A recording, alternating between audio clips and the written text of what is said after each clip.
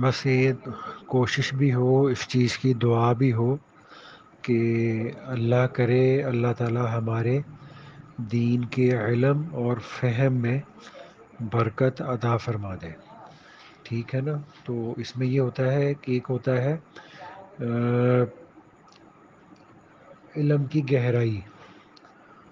اور ایک ہوتی ہے علم کا پھیلاؤ. تو اس میں یہ ہوتا ہے کہ جو ہمارے جو اکابرین گزرے ہیں، جو ہمارے اسلاف گزرے ہیں، ان کی زندگیوں میں اگر ہم یہ دیکھتے ہیں نا، تو ان کی زندگیوں کے اندر جو علم تھا، اس علم کے اندر بہت زیادہ نا پھیلاؤ نہیں تھا. یعنی ان کو بہت زیادہ کتابیں دیکھنے کا، بہت زیادہ تفاسیر، بہت زیادہ شروحات دیکھنے کا نا ان کو موقع نہیں ملا تھا. تو لیکن ان حضرات کی زندگیوں میں جو علم تھا نا، اس کے اندر گہراؤ بہت تھا. ٹھیک ہے نا؟ تو اب اس میں ایک دو مثالیں یہ ہوتی ہیں کہ ہمارے جو تھے نا اپنا مولانا قاسم نانوتوی رحمۃ اللہ علیہ، ان کے بارے میں مولانا یوسف لدھیانوی شہید رحمۃ اللہ علیہ نے یہ بات لکھی ہے کہ یہ جو قاسم نانوتوی رحمۃ اللہ علیہ تھے، یہ علماء دیوبند کے ایک اعتبار سے کہہ لیں کہ ان کو بانیوں میں شمار کیا جاتا ہے. تو حضرت مولانا یوسف لدھیانوی شہید رحمۃ اللہ علیہ نے معارف نبوی کتاب میں نا یہ بات لکھی ہے کہ جب حضرت نانوتوی رحمۃ اللہ علیہ کا انتقال ہوا، تو اب حضرت نانوتوی رحمۃ اللہ علیہ کی شخصیت اتنی بڑی، اتنا اللہ پاک نے ان کو علم سے نوازا تھا کہ حضرت مولانا اشرف علی تھانوی صاحب رحمۃ اللہ علیہ جیسی شخصیت جو ایک مجدد کے مقام پر فائز تھی، تو حضرت تھانوی رحمۃ اللہ علیہ جیسی شخصیت نے یہ فرمایا تھا کہ مولانا قاسم نانوتوی رحمۃ اللہ علیہ کی جو کتابیں ہیں، وہ میں جب پڑھتا ہوں، ان کا مطالعہ کرتا ہوں، تو میرے سر میں درد شروع ہو جاتا ہے. یعنی اس میں اتنی دقیق، یعنی اس میں مباحث ہوتے ہیں، اتنی اس کے اندر نقات ہوتے ہیں، اتنی اس میں گہرائی ہوتی ہے. وہ فرما رہے تھے کہ میں حضرت نانوتوی رحمۃ اللہ علیہ کی کتابوں کا مطالعہ کرتا ہوں نا، تو میرے سر میں درد شروع ہو جاتا ہے. تو فرماتے تھے کہ میں نے پھر نہ حضرت قاسم نانوتوی رحمۃ اللہ علیہ کی کتابوں کا نہ مطالعہ کرنا چھوڑ دیا کہ ضروریات دین کا علم حاصل کرنے کے لیے اور کتابیں بھی موجود ہیں، تو میں ان سے مراجعات کر لوں گا. تو ایسے ہی حضرت مولانا یعقوب نانوتوی رحمۃ اللہ علیہ، جو حضرت تھانوی رحمۃ اللہ علیہ جیسی شخصیت کے بھی استاد تھے دارالعلوم دیوبند میں، تو حضرت کا یعقوب نانوتوی رحمۃ اللہ علیہ نے نا یا حضرت مولانا قاسم نانوتوی رحمۃ اللہ علیہ کے بارے میں یہ فرمایا تھا کہ میں نے مولوی قاسم نانوتوی کی کتاب آب حیات کا 6 دفعہ مطالعہ کیا ہے، اب کچھ کچھ سمجھ میں آنے لگ گئی ہے. تو اتنی بڑی علمی روحانی شخصیت بھی حضرت نانوتوی رحمۃ اللہ علیہ کی ایک چھوٹی سی کتاب کا 6 بار مطالعہ کرے اور پھر یہ کہے کہ اب وہ ان کی کتاب نا مجھے کچھ کچھ سمجھ آنے لگی ہے. تو اتنی بڑی اللہ پاک نے نا علمی اور روحانی شخصیت بنایا تھا حضرت قاسم نانوتوی رحمۃ اللہ علیہ کو. تو حضرت مولانا یوسف لدھیانوی شہید رحمۃ اللہ علیہ نے حضرت قاسم نانوتوی رحمۃ اللہ علیہ کے بارے میں یہ بات لکھی ہے کہ جب حضرت کا انتقال ہوا، تو حضرت کا جو کتب خانہ تھا، اس کتب خانے میں صرف 2 کتابیں تھیں. تو ہمارے ذہن میں یہ تاثر بنتا ہے کہ جو اتنی بڑی علمی شخصیت تھی، تو ان کے تو جناب ان کی تو لائبریری کے اندر، کتب خانے کے اندر ہزاروں کتب ہوں گی، اور وہ تو جب مطالعے کے لیے بیٹھتے ہوں گے تو ان کے تو چاروں طرف کتابوں کا جو ہے نا وہ ایک اونچا ڈھیر ہوتا ہوگا. تو لیکن آتا ہے کہ ان کا جب انتقال ہوا تو ان کے کتب خانے کے اندر صرف 2 کتابیں تھیں، ایک قرآن شریف تھی اور ایک بخاری شریف تھی. تو ان 2 کتابوں سے ہی اللہ پاک نے جو ہے وہ ان کو کتنے علوم کے سمندر عطا فرمائے. ٹھیک ہے نا؟ تو پھر حضرت مفتی یوسف جہانوی شہید رحمۃ اللہ علیہ نے یہ فرمایا کہ آج تو چونکہ دنیا بہت ترقی کر گئی اور ذرائع آمد و رفت بہت ترقی کر گئے، تو انہوں نے فرمایا کہ آج تو دنیا کے اندر ایسی ایسی کتابوں کے تراجم شائع ہو کر ہم تک پہنچ گئے کہ جن کتابوں کے ہمارے اکابر نے نام تک نہیں سنے تھے. تو لیکن اس کے باوجود ہمارے اور ان کے علم کے اندر زمین آسمان کا نا فرق محسوس ہوتا ہے، ٹھیک ہے نا۔ تو اسی طرح سے جی جو تھے نا ہمارے امام ابو حنیفہ رحمۃ اللہ علیہ، تو ان کے بارے میں نے ایک جگہ پہ یہ پڑھا تھا کہ ان کے زمانے میں ایک آدمی تھا، تو اس نے جو ہے نا اس کی بیوی تھی، تو بیوی کو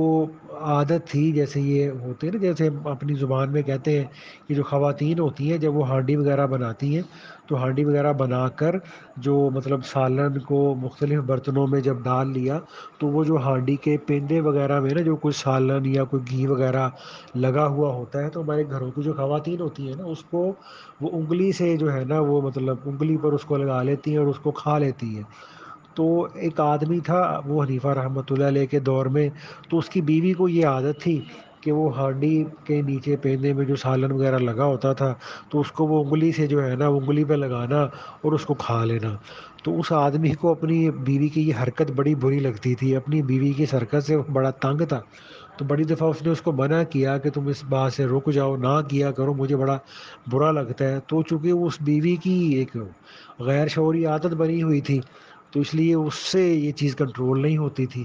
تو ایک دفعہ اس نے غصے میں آ کے نا یہ کہہ دیا کہ اب اگر تم نے آئندہ جو ہے نا یہ ہانڈی کو چاٹا، یعنی اس کے الفاظ تھے، اگر تم نے ہانڈی کو چاٹا تو تمہیں 3 طلاق ہے۔ تو اب وہ اس نے کہہ تو دیا، وہ بڑا پریشان ہوا بعد میں بیچارہ، تو مختلف علماء سے اس نے رجوع کیا، تو اور ایسا ہوا کہ اس کی بیوی نے اس آدمی کے نا کہنے کے بعد پھر ایک دفعہ ایسے ہی ہانڈی چاٹ لی۔ تو اب وہ سارے علماء نے کہا کہ جی یہ تو اب طلاق تو ہو گئی، تو اس کا تو اب کوئی حل نہیں ہے۔ تو وہ بیچارہ تلاش کرتے کرتے امام ابو حنیفہ رحمۃ اللہ علیہ کے پاس آیا، تو امام ابو حنیفہ رحمۃ اللہ علیہ کو اس نے ساری بات بتائی۔ تو امام صاحب رحمۃ اللہ علیہ نے پھر اس آدمی سے یہ کہا کہ بھئی تمہاری بیوی نے کیا کیا تھا؟ تو اس نے کہا کہ جی میں نے اپنی بیوی کو ایسے ایسے منع کیا تھا، تو اس کی یہ عادت تھی، تو میں نے اس کو منع کیا، وہ نہیں رکی، تو اس نے پھر وہی ہانڈی کو چاٹ لیا۔ تو امام ابو حنیفہ رحمۃ اللہ علیہ نے فرمایا کہ بے فکر رہو، مطمئن ہو جاؤ، طلاق نہیں ہوئی۔ تو وہ بڑا خوش بھی ہوا اور اس کو بڑی حیرت بھی ہوئی کہ جی سارے علماء تو یہ کہہ رہے ہیں کہ طلاق ہو گئی ہے، تو آپ کس بنیاد پہ یہ بات فرما رہے ہیں؟ تو انہوں نے فرمایا کہ دیکھو بھائی، اس میں نا جو ایک باریک بات سمجھنے والی ہے وہ یہ ہے کہ تم نے اپنی بیوی سے یہ کہا تھا کہ اگر تم نے آئندہ ہانڈی کو چاٹا تو تمہیں طلاق ہے۔ تو امام صاحب رحمۃ اللہ علیہ نے فرمایا کہ بھائی ذرا غور کرو، تمہاری بیوی نے ہانڈی کو نہیں چاٹا، اپنی انگلی کو چاٹا ہے، ٹھیک ہے نا۔ تو انگلی پر جو سالن لگا ہوا تھا اس کو اس نے چاٹا ہے، ہانڈی کو نہیں چاٹا۔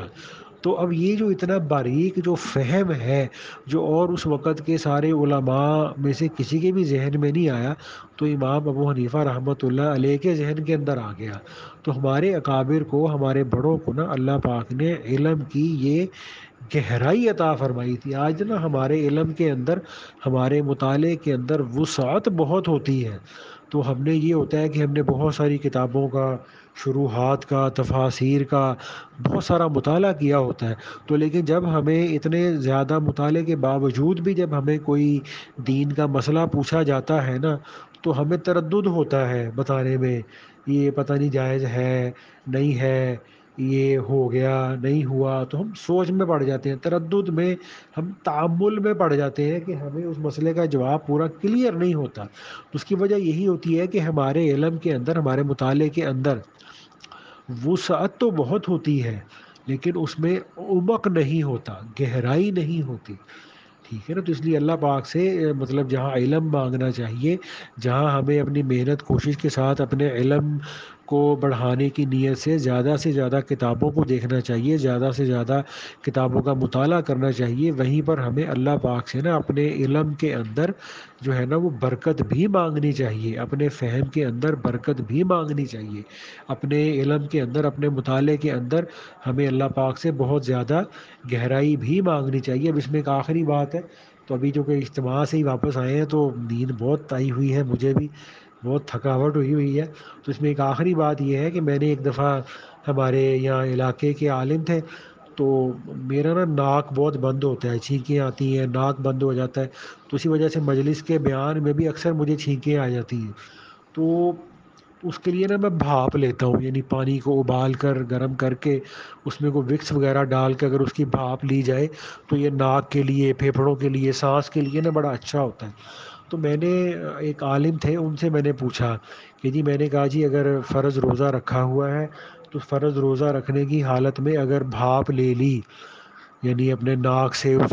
گرم پانی کے دھوئیں کو اگر ہم اندر لے گئے تو اس سے روزہ ٹوٹ جاتا ہے یا نہیں؟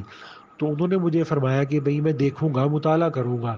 تو مجھے کچھ وقت دو۔ تو کافی دن گزر گئے، تو کافی دن گزرنے کے بعد میں نے ان سے پوچھا تو انہوں نے ہمارے جو ہے نا بڑے بڑے فتاویٰ کے نام لیے کہ جی میں نے احسن الفتاویٰ میں بھی دیکھا، امداد الفتاویٰ میں بھی دیکھا، اور فتاویٰ رشیدیہ میں بھی دیکھا، اور فتاویٰ ہندیہ میں بھی دیکھا۔ تو انہوں نے بڑے بڑے فتاویٰ کے نا نام لے کے مجھے یہ فرمایا کہ بھئی ان فتاویٰ میں نا مجھے یہ مسئلہ نہیں ملا۔ تو اس کا مطلب ہے کہ جی یہ کہیں قریب نا یہ مسئلہ ہے نہیں۔ تو انہوں نے مجھے یہ فرمایا کہ آپ نا اس بات کو نا اس مسئلے کو اپنے شیخ سے پوچھیں۔ تو میں نے کہا جی ٹھیک ہے۔ تو میں ان کے پاس گیا، تو جب میں ان کے اپنے شیخ کے پاس گیا تو کمرہ بھرا ہوا تھا لوگوں سے، تو اس میں ان کے مرید بھی تھے، ان کے شاگرد بھی تھے، اور علماء بھی تھے۔ تو میں نے ان کے سامنے یہ بات رکھ دی کہ جی ایسے بھاپ لینے سے روزہ ٹوٹ جاتا ہے یا نہیں؟ تو اب حیرت اس بات پر ہوئی کہ اتنی بڑی مطلب علمی شخصیت ہے، شیخ الحدیث ہے، روحانی شخصیت ہے، پیر طریقت ہے۔ تو میں نے جب ان سے یہ مسئلہ ان کے سامنے رکھا تو انہوں نے، ایک عالم تھے، ان کو یہ نہیں فرمایا کہ جی وہ فلاں فتاویٰ دارالعلوم دیوبند کی جلد نمبر فلاں اٹھا کے لاؤ، اور احسن الفتاویٰ کی فلاں جلد لے کر آؤ، امداد الفتاویٰ کی فلاں جلد لے کر آؤ، اور فتاویٰ دارالعلوم زکریہ کی فلاں جلد لے کر آؤ، بلکہ انہوں نے اتنے اپنے مریدین اور شاگردوں کے سامنے ایک عالم کو فرمایا کہ مولوی صاحب وہ بہشتی زیور اٹھا کے لاؤ۔ تو اب ہمارے جیسا جو مولوی ہوتا ہے نا، تو وہ تو اس بات میں نا ذرا شرم محسوس کرتا ہے کہ وہ لوگوں کو یہ بتائے کہ جی میں نے تو آپ کو جو مسئلہ بتایا ہے نا وہ بہشتی زیور میں سے بتایا ہے۔ تو ہم جب مسئلہ کسی کو بتاتے ہیں تو ہم کوشش کرتے ہیں کہ ہم بڑی بڑی کتابوں کے نام لیں لوگوں کے سامنے، تاکہ ہماری علمیت اور ہماری کثرت مطالعہ کی دھاگ بیٹھے اگلے آدمی پر۔ تو لیکن انہوں نے کمرہ بھرا ہوا لوگوں سے اور مریدین شاگردوں کے سامنے ایک مولوی صاحب سے یہ فرمایا کہ مولوی صاحب بہشتی زیور لے کے آؤ۔ تو بہشتی زیور لے کر آئے تو انہوں نے بہشتی زیور کی فہرست میں سے دے کر ایک صفحہ کھولا، اور ایک صفحہ کھول کر مجھے اس میں سے پڑھ کے بتایا کہ بھئی بھاپ لینے سے روزہ ٹوٹ جاتا ہے۔ تو یہ بات کرنے کا اس میں بھی یہی مقصد تھا کہ ایک ہمارے نا اکثریت کو، ہمارے اکثر علماء کو جو ہے نا وہ وسعت مطالعہ تو ہوتی ہے، لیکن اس مطالعے کے اندر عمق یا گہرائی نہیں ہوتی۔ ٹھیک ہے نا؟ تو جہاں پر اللہ پاک سے اپنے علم میں اضافے کی دعا کرنی چاہیے، اپنے علم میں اضافے کے اسباب کو اختیار کرنا چاہیے، وہیں پر ہمیں اللہ پاک سے اپنے علم کے اندر، اپنے فہم کے اندر جو ہے نا برکت بھی مانگنی چاہیے۔ ٹھیک ہے نا؟ تو اللہ پاک سے اس میں برکت بھی مانگنی چاہیے۔ باقی اللہ پاک نے کبھی چاہا تو اب اللہ پاک کے دربار میں قبولیت کیسے ہوتی ہے اس پر بھی انشاءاللہ کبھی مجلس ذکر میں یا کبھی اور انشاءاللہ تعالی ضرور بات کریں گے۔ اللہ تعالیٰ آپ کو بہت زیادہ عافیت، استقامت، استحکام، ترقی، برکت عطا کرے، اور اللہ تعالیٰ آپ کو دونوں جہانوں کی خوشیاں عطا کرے، اور اللہ تعالیٰ ہر قسم کے شرور سے، فتنوں سے، دجالی چیزوں سے اللہ پاک آپ کی حفاظت فرمائے۔